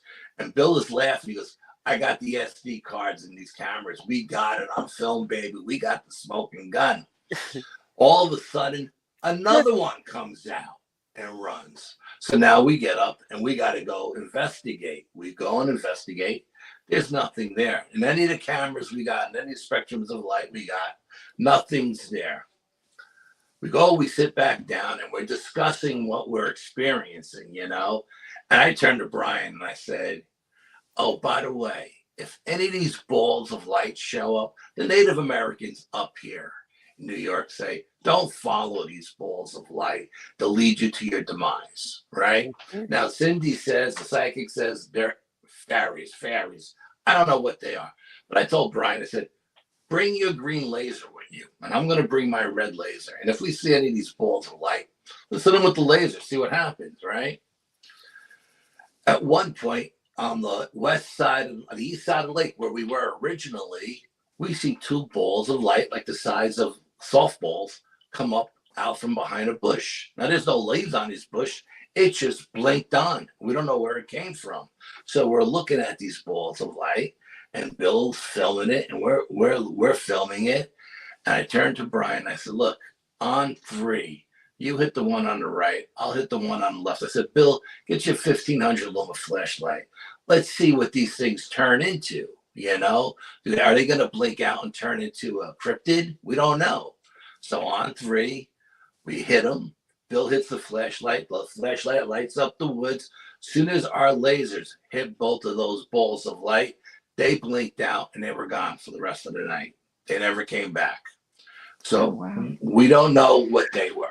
So now we're sitting there and we're trying to figure out all the stuff that we're experiencing. We hear, again, I swear to God this happened, we hear a family coming down the Appalachian Trail. We hear a mother and father. We hear 2 kids like kicking rocks and giggling. We hear the mother and father murmuring, like talking. And here we are, 3 grown men, 6 foot plus, with 18-inch survival knives and 10-inch machetes. And I say to the guys, we should put our headlamps on. So when these people come out of the trail, they don't step out and see us with these, you know, we don't scare them because we're standing here in the dark with these machetes. So we turn on our headlamps and we're waiting, and we hear them coming. We hear the voices coming towards us. They're getting closer. They're getting closer. Nothing comes out of the Appalachian Trail. So I turn to Bill and I say, get your 1500 luma flashlight. We got to go in. Maybe something happened to this family. So we go in. We go about 100 yards. There's nobody there. So Brian says, call Cindy. We got to call Cindy. We got to find out what the hell happened. So I call Cindy, and she's like, why are you calling me so late? And I'm like, what are you talking about? We talked to you about 15 minutes ago. You know what I mean? And she's like, Al, you called me at 9 o'clock. it's like 11 o'clock now. Why are you calling me? I was like, what do you mean it's 11 o'clock? I said, we just called you. She said, no, you called me 2 hours ago. And I go, somewhere we lost 2 hours of time, right? So I tell her what we just experienced. And she says, okay, what you experienced was a time-space continuum, and the family you heard is not walking the Appalachian Trail 11 o'clock on a Saturday night. They'll be there tomorrow morning hiking. So we were in a time slip. We were in tomorrow, right? So we're freaking out because he's telling us we're in the time-space continuum, and we're trying to wrap around our heads. So I said, you know what? Let's pack up everything and let's go to the campsite, because the campsite had a lot of Bigfoot activity there. So let's get there. They usually come through around 12 o'clock. It's 11 o'clock. By the time we pack everything up, it's going to be 11:30. By the time we get there, it'll be close to 12. So we get there like a quarter to 12, which is perfect. We set up, we sit down. And I don't know if it was Brian or Bill, turns to me and says, oh, you know what? Tonight's the night we got to turn the clocks back. So instead of being 12 o'clock, it's only 11. So we all looked at each other like, is that tonight? And they're like, yeah, that's tonight. I don't know where this came from, but this is what we believe to be true. So we've been in the woods now for like 10 hours and we're burnt out. And we're like, you know what? The hell with this spot. Let's just go home. We're done. I'm not sitting here for another hour waiting for 12 o'clock. We've been in the woods this long. So as we're walking out, now the game plan going in was when we were done at the end of the night, we'd go to the local diner, grab a cup of coffee, and discuss what happens. As we're walking out the trail to the main road, we're saying, what a crappy night. Nothing happened tonight, I can't believe we've been in the woods for 12 hours and we didn't get anything. This is what we believe to be true. So the next day, Brian gets up and his little daughter says, Daddy, you have a child handprint on your chest. He's like, what do you mean? He goes, look in the mirror. And he had a child's handprint on his chest and he was spitting a blue phlegm. So he calls me up. He says, dude, I'm spitting a blue phlegm and I got a child's handprint on my chest. He goes, what happened last night? I said, well, none of us got hurt. Nobody's went down. It was a safe night. We did some really treacherous hiking, but no one got injured. I said, well, I woke up with a fat lip. I said, I feel like there's something implanted in my lip. I really feels like I got something. It's so hard. I feel like there's something implanted. So he goes, let me get Bill on the phone. So we do a conference call with Bill, and Bill says, man, I had night terrors all night. All night, I seen shadow figures out my back door looking in. I had like alien invasion kind of stuff. He said, and I woke up and I got a lump on my head, like somebody hit me in the head with a stick. No, like I said, so we can't figure out what the hell happened. We call our psychic down in Arkansas. And she says, well, I don't know about you guys, but the hand I held the phone in when I was talking to you guys, like from my wrist to my elbow, I have a rash. She goes, oh, I don't know what you guys did last night or where you guys were, but I got some kind of rash on my arm from like, we were all loopy for 3 days. We were able to function. Like when I went to work, I was able to work, but I had to focus on everything I did every second of the day so I wouldn't screw anything up. But I was able to work. But the effects, I felt the effects for 3 days. And I don't know what happened that night. And I don't know if we were abducted by that thing that we seen, because when you look at the video, when we watch the video is only like, I don't know, a few minutes long, 3 minutes long or 5 minutes long, but we were there much longer than that. And there was much more conversation. Like you don't hear me ask for the time check. You don't hear me, you don't see us get hit, but the floodlight, you don't hear me say, let's step out. None of that, all of that is gone. And then when we went back and Bill checked the video, the SD cards for the gnomes and everything, the things that were on the tree were in the video. But the fairies weren't in the video and the gnomes weren't in it. The SD cards weren't recording when we filmed the fairies and the gnomes. But we didn't get any shadow. He didn't get any shadow things, but he did get all those like Christmas ornaments on the trees. It was crazy, just a crazy night. Wow. Well, what a great story. And then what the comments that you're getting in the chat, they're absolutely loving your stories. They are just absolutely enthralled with your stories. And thank you so much. Experiences, not stories. Experiences. Well, experiences. Yeah, on the side. I'm not making this stuff No. up. No. This is real, yeah. No, I didn't mean it that way. No, I know, but everybody calls them stories. And I feel like when people who don't know me, I'm brutally honest. My wife says I'm too honest.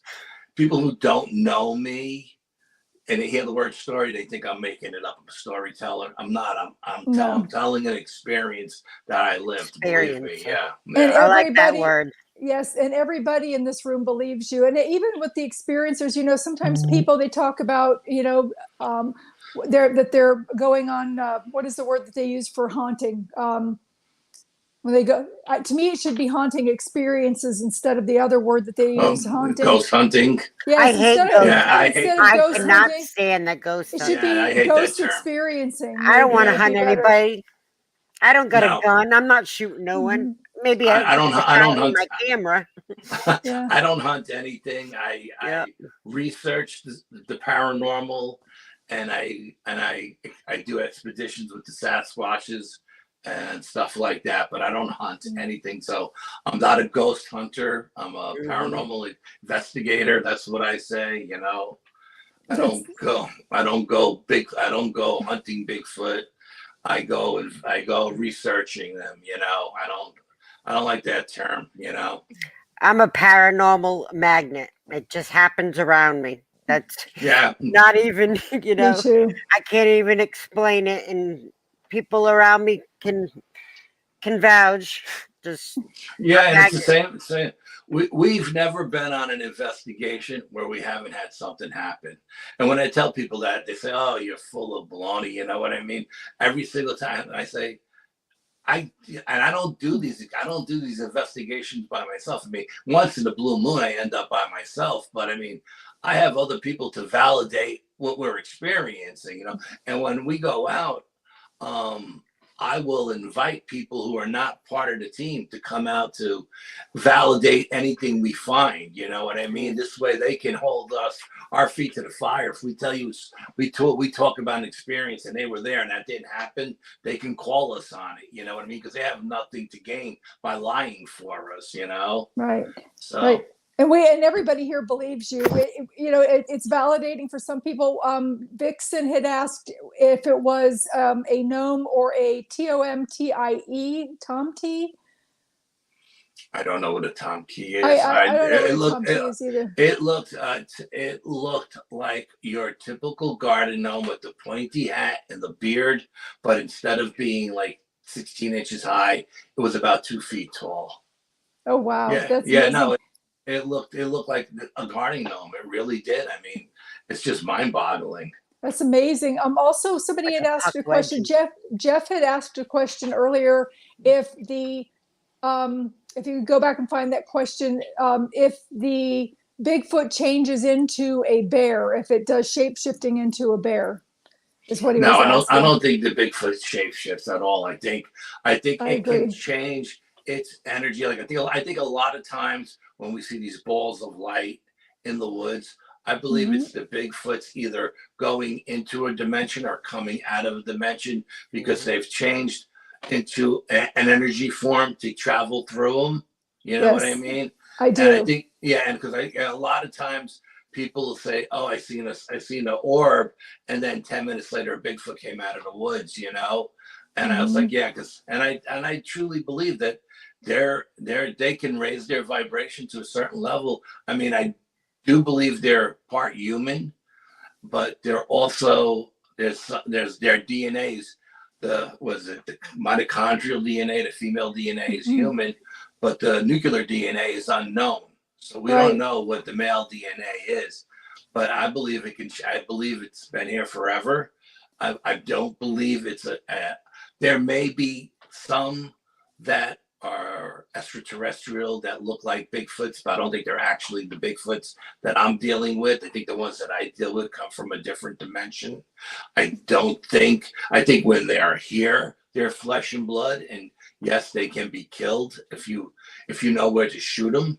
I think if they die here, they can't bring them back to their dimension, so they bury them. I believe I've came across a couple of sacred burial sites, you know, but I don't think they change into anything. I don't think they change into other animals. No, Yeah, not at all. you answered a question. I was almost going to ask you that question. With them, do you think that like a lot of the cryptids, like the Dogman and the Mothman, and even the Bigfoot, Bigfoot is in kind of a category by itself, but do you think that some of those might be like alien experiments where they're mixing the human with a bug just to see what they get, and then they stick it here on this planet to see how well it thrives, instead it scares everybody to death?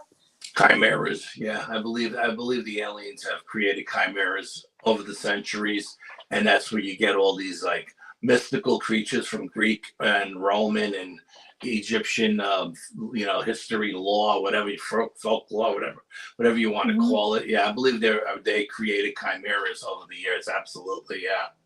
Yeah, and to try to test and see how they, how they fare here. Some people have said that they feel that the aliens are tampering with our DNA, mixing it with other things, including their own DNA, to create a stronger race or species. I believe that there have definitely genetically altered our DNA. I believe that they're mixing our DNA. Like, and when I did my show for the Travel Channel, it was called Alien Invasion in the Hudson Valley, right? At the end of the show, they took my blood because if you have this RH The negative blood, you're supposed to be alien. Well, at the end of the show, the very, very end of the show, they took my blood. So am I. I am too. Yeah, hello. So yeah. all three of us. All three of us. Ain't that funny? Okay. Funny. One more question. Are your eyes green? No, my eyes are brown. Okay, because hers and mine are green, because it's a green-eyed thing too. With that, my wife's dark green. Yeah, we're all but right. She's a ginger, so right. Anyway, go ahead. Please finish what you were saying. Didn't mean to interrupt you. I don't remember what I was saying. Well, Vixen commented about the Tomty look like the garden type that has the hat down over the eyes. They are a Scandinavian entity. Oh, so they're the Scandinavian version of the whatchamacallit? The gnome. The like gnomes. a puck wedgie. You know, the puck wedgie was around, and I lived next to the Triangle in Massachusetts. Okay, the Bridgewater Triangle. Yes, Absolutely. yes. Yeah. I lived right in there in Fall River, right on, and there were definitely pug wedgies in there, and I remember the lights and all. Yeah, so that's really interesting. And there was another question here too. Where was it? Oh, from Dark Horse. Does Al think? Go ahead. I'm sorry. Okay. Does Al think the beings appear to us as they want to, rather than that they wait? I'm sorry. What they physically. Than what they physically look like. I think the aliens do that. Yes. Yes. That actually happened to my daughter. We had an experience in the house one time. Long story short, my daughter was Dorothy for the Wizard of Oz, and I was having an out-of-body experience, like I was being taken. And my daughter started screaming in her bedroom. She was sharing a bedroom with her little brother at the time. And when we ran into the bedroom to see what's going on, she said Dorothy from the Wizard of Oz was trying to take my son. So I think they showed themselves to her as Dorothy because she was Dorothy that night, you know. But I don't think the cryptids do. No, I think what you see as far as the cryptids are what they are. If you see something in the woods that is shape-shifting, then it's probably something demonic, I would say. because I mean, a lot of people say, oh, you know, I seen the Bigfoot switch turn into this, or a Dogman turn into that. And I would say, then it's not really a Dogman or a Bigfoot from a different dimension. It's probably, you probably ran across something demonic that knew what scared you and showed itself to you as that particular thing to scare the living daylights out of you. Right. Yeah. So they could feed on their energy and do more physical acts, you know? Absolutely, sure. They want you to be scared. Yes, So, of course. Yeah. Let's see here. Kimberly Horn says, well, I can tell you this. Being a professional HTI guide in the past, you won't hear a mountain lion or bear run up on you. A bear will huff and clank its teeth as a warning before it charges and thump in the ground. I've had black bear put their nose on my back before. So I believe what you experienced behind the wall was intentional running meant for a threat and sounds paranormal if no human was there when looked. I believe, yeah, that it, you know, that it wasn't. I believe that it was what Al said that it was too, and that it came up and stopped there. So, well, but just to add to that, Kimberly. Later on, that after we had done with that investigation, we put up all our evidence up on our site raw, and we asked everybody, if you got better evidence, if you got better equipment than us, and you could find anything in the photographs, we'll be happy to hear it. So I had a guy call me from California, and he says, you know, Al, that photograph you got of the stone wall, there's a Dogman behind it. So I go, really? I go, send me the photo. So he sends me a photo, and there's a nose, a square snout, two pointed ears, and two eyes. You can see the eye shine from the flash from the camera. And I can see the Dogman's face clear as day now. And it almost looks like a pit bull kind of face, you know? And I'm thinking it's photoshopped. So I take my SD card out of my camera, I put it in my computer, and there it is. Now, I can't tell you, we must have looked at that picture 1,000 times and nobody's seen it, okay? When we were at the meadow experiencing all that crazy stuff, I was taking photographs in a 360 every hour, you know?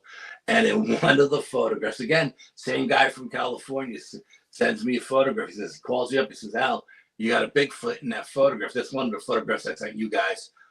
And they I was going to try to bring him up. See if I can. So he sends it to me, and again, I think it's photoshopped. I pull out the SD card, and there it is underneath the tree watching us. And again, we've looked at this photograph 1,000 times, and nobody on the team's seen it, because there's a lot more going on in the photograph than just the Bigfoot. That's the Dogman right there. You can see his eyes shine, looking right at you, and if you if you were able to blow it up, you'll see his nose is sticking over the wall, like sniffing us. Yeah, you can see the nose, the eyes, in his ears. Yes. And, and then in the other photograph, you can see the Bigfoot. There's more than one.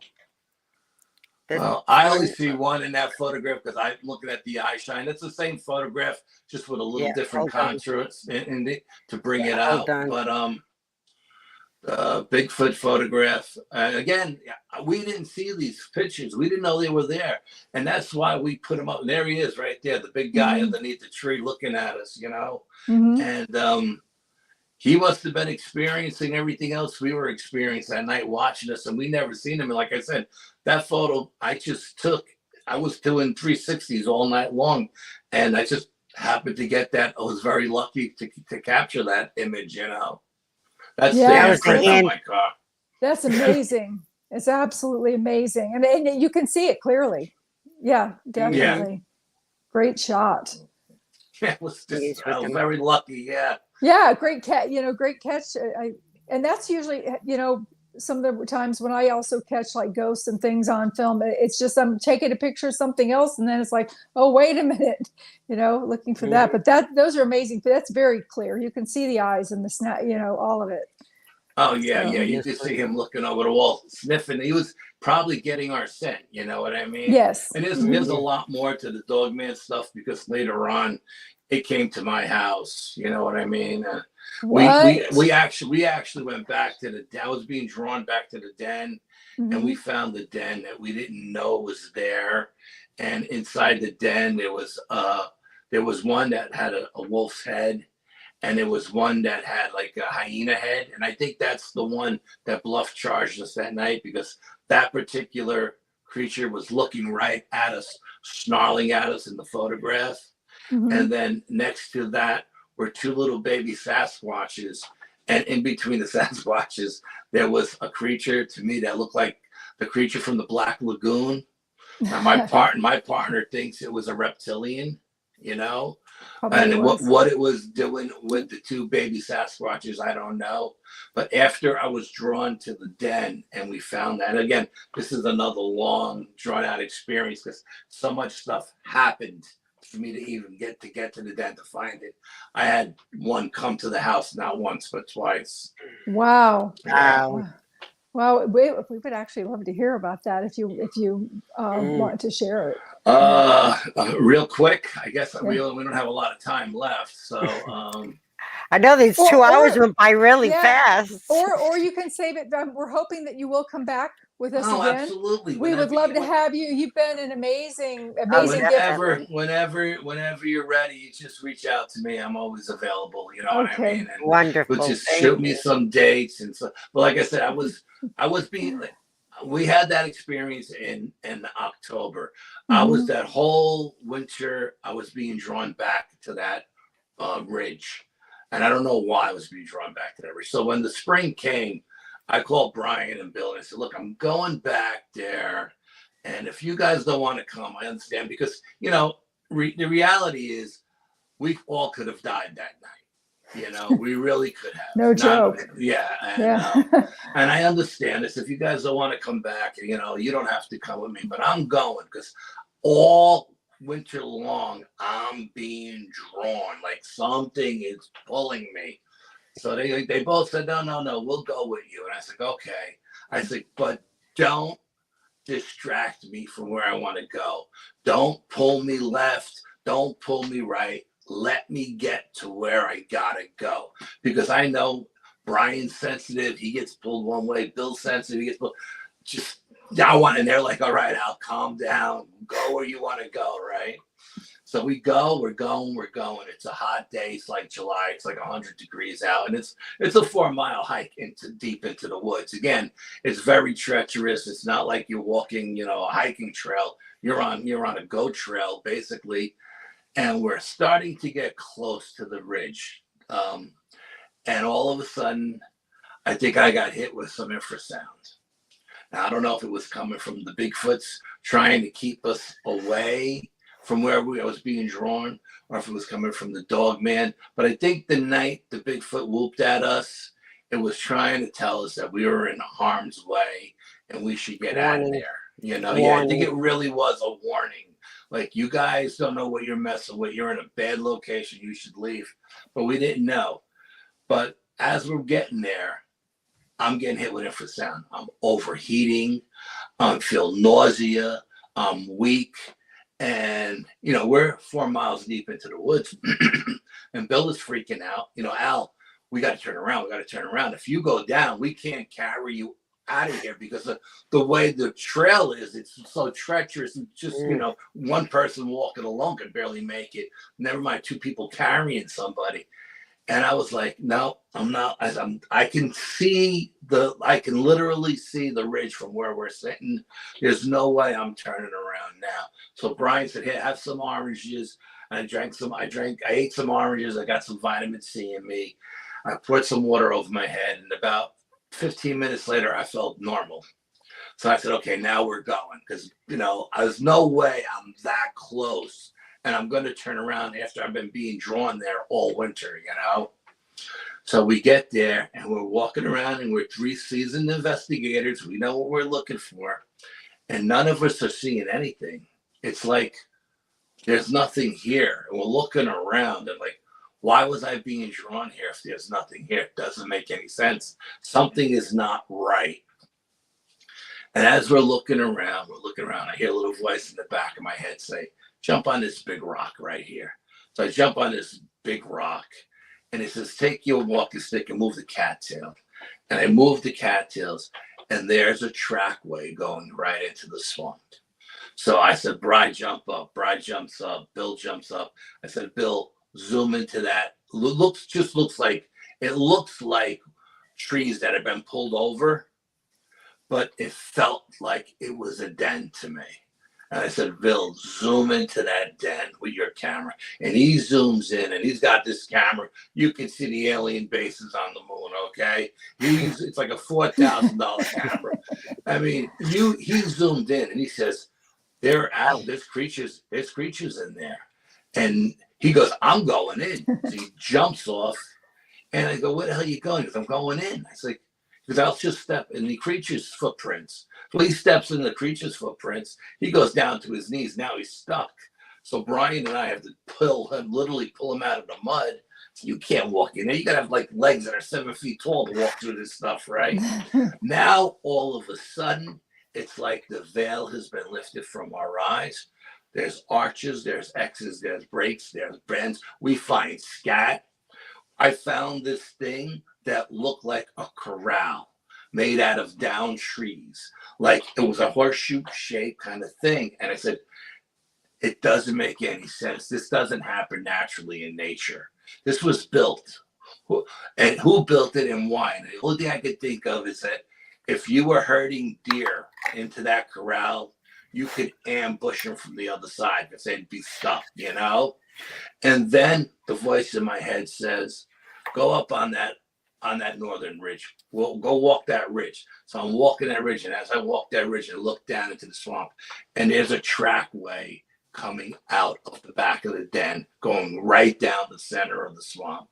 So Brian's like, okay, I got to get a drone. We got to fly it in that den. We got to see what's in there.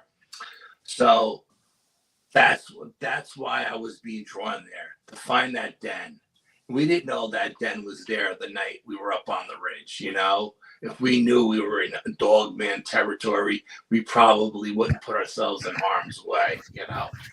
And then we went back to Bill's house, and we're reviewing the video, and I'm looking at this giant canine head, and then we see the one that looked like a hyena, and it's snarling at us. Oh my and God. we're so focused on those two creatures, we don't see anything else in the picture. Now, Bill's mom comes into the room we're in, reviewing our evidence. She's got coffee and cake, right? You guys want coffee and cake? Sure, we'll take coffee and cake. And then she looks over at the TV and she says, what are those two little monkeys doing in that picture? And we're like, what monkeys? She goes, right there, there's two little monkeys. And then we see it, two baby Sasquatches being held by a reptilian holding their hands. Oh, wow. And Wow. I don't know. Like I said, to me, it looked like the creature from the Black Lagoon.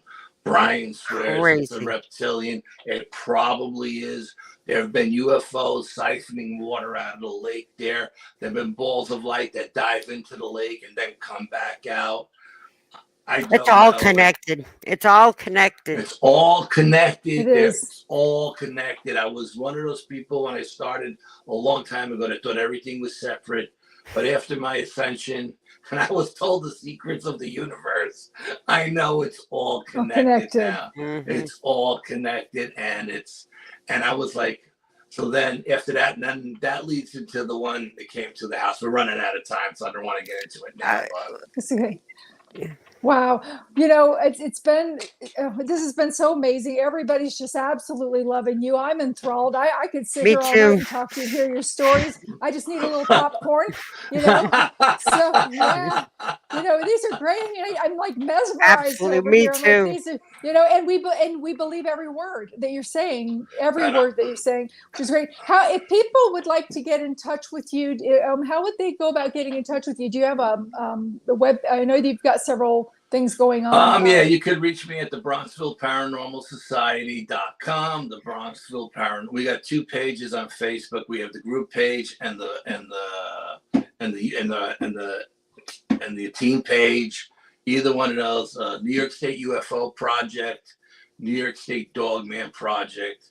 New York State Sasquatch organization, or you could just reach out to me, Al Santariga, on Messenger. If you got any questions that I didn't get to tonight, hit me up. I'll be more than happy to answer anything you got. If I have an answer, I'll give it to you. If I don't know, I'll tell you I don't know. Yeah, we will definitely be having you on again. And thank you so much. And everyone who's in the room, please give us a thumbs up and subscribe. We would appreciate that. That's if you like the program, which I know you all loved the program because you're like going crazy over here with all of the things that you're hearing, which are just absolutely amazing. So, and like I said, he's the man. We didn't even get into the UFOs or paranormal. Oh, I know. Tonight. Yeah, that's okay. That'll be for another time. Another time, absolutely. Yeah, because yes, this has been just right, and everybody loves you. Everybody loves your stories, and a lot of people are relating to what you're saying, so you're validating them as well. So good, you're doing glad. I'm happy. Yeah, validating people. Yeah, not one person has disputed it. I mean, and again, like I said, we are the next level paranormal. We're not here to prove that it exists. We already know that it exists. We're knowers, absolutely, yeah. Exactly. So, do you have anything else that you want to say, Anne Marie? No, everybody. No, this is great. Yeah, we want to thank you. So, go ahead. I'm sorry. I was just going to say that I just wanted to thank everybody that showed up on that I haven't gotten to see or put up, and thank you, Al, for showing up for our. Thank you. Yes, definitely. The pleasure is all mine, and break a leg at that symposium, Anne Marie. Oh, thanks. There you go. Yeah, yeah. Yeah. Next week we are going to be having Joshua Dixon on with us, talking about NDEs and his experiences, as well as his gifts, his ability to convey messages and receive messages from animals as well as people on the other side and also on this side. So that should also be an interesting show for everybody to look forward to. So I guess we're going to say goodnight. And again, thank you again, Al. Thank you so very much. We really appreciate it. Pleasure was all mine. Anytime, ladies. Thank you. Just ask. You got me. Oh, absolutely. Thank you so much. Thank you. And if ever you need us, you know where to find us too. Oh, so, absolutely. I will definitely be reaching out. Yes. Yeah, definitely. Yeah. Feel free. Please. I'd love that. Yeah, Katie the other night was I was watching her on her show, and she was talking about how to tell if mirrors are portals, that you put your finger up to them, and if she taught me that too. Yeah, she helped me on it. She helped me on one of my cleansings, and she told me about that, and she also taught me ground up red brick to seal the property with. Yes. I don't know what's in the mortar, but she said to ground up red brick and use that to seal the property. Yeah.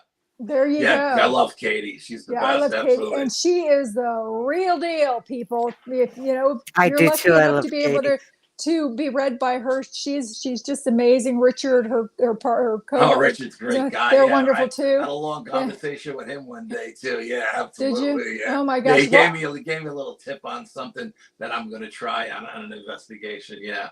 Great. And I would love to pick your brain because there's so many things that you and I see the same, and and some other things that I'm like, well, I'd like to know. So that'll come too. All of that will come. So we'll go ahead and we'll close out tonight with our little thing. Everybody, thank you for coming. Again, please give us a thumbs up and subscribe. We'll see you next week. Bye. Thank you. Good night. Good night. Bye-bye. Ciao. Ciao.